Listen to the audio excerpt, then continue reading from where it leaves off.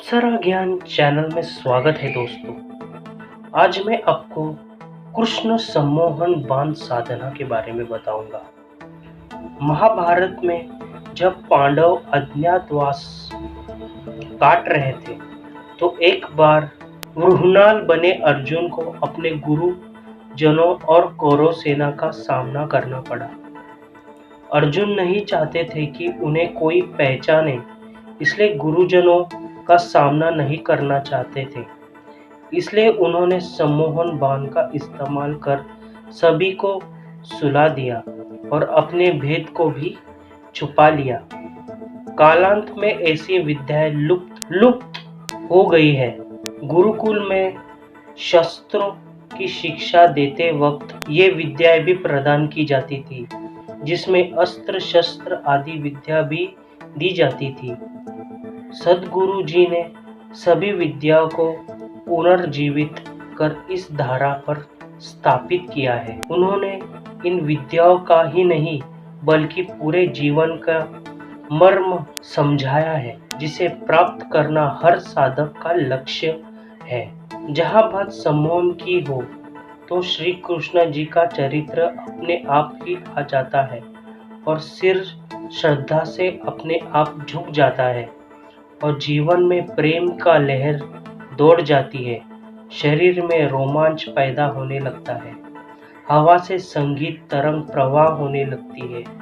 सारे वातावरण एक महक से भर उठता है। बादलों में गड़बड़ाहट से मेघ संगीत लहराने बजने लगते हैं। यह सभी सम्मोहन तो है जो प्रकृति हमेशा करती है और आप सम्मोहन में होते चले जाते हैं। दृश्य आपको अपनी ओर आकर्षित करता है। प्रकृति का यही गुण अपनाकर साधक श्रेष्ठ बन जाता है और प्रकृति से एकाकार हो जाता है तो जीवन में सुगंध व्याप्त होता ही है। जब तक प्रकृति तत्व आप में नहीं आता, कैसे एक अप्सरा और यक्षिणी को बुला पाओगे? संभव ही नहीं है। कैसे किन्नरी को अपने बस में कर पाओगे? आप त्राटक करते हो या कई साधना, उसमें प्रकृति को ही निहारित करते हो। उस प्रकृति में व्याप्त सुगंध आपके आंखों के रास्ते आप में ही व्याप्त हो जाता है। प्रकृति को निहारना ही अभ्यास है और अपना लेना सम्मोहन और प्रेम का संगीत या प्राकृतिक संगीत सुनने की क्रिया है। उसे समझ लेना सम्मोहन है।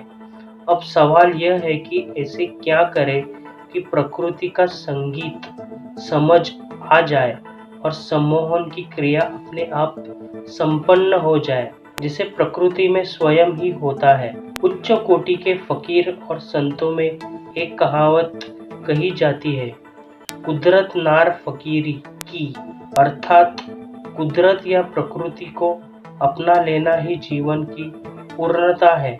और यह श्री कृष्ण जी का दिव्य संदेश है, क्योंकि वो बार बार कहते हैं कि अर्जुन तुम मुझे पहचानो, मैं नदियों में गंगा नदी हूँ, पेड़ों में मैं पीपल हूँ, आदि आदि।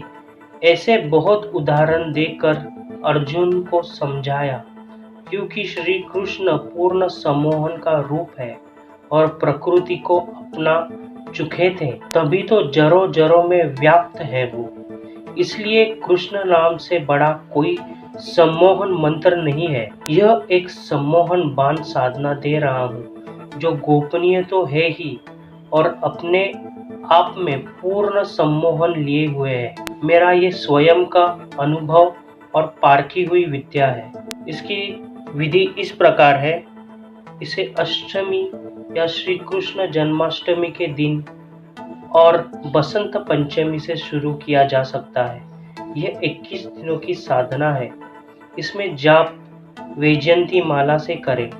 मंत्र जाप 21 माला करनी है। जाप के वक्त शुद्ध घी की ज्योत लगा दें। गुरु पूजन, गणेश पूजन और श्री गणेश पूजन अनिवार्य है।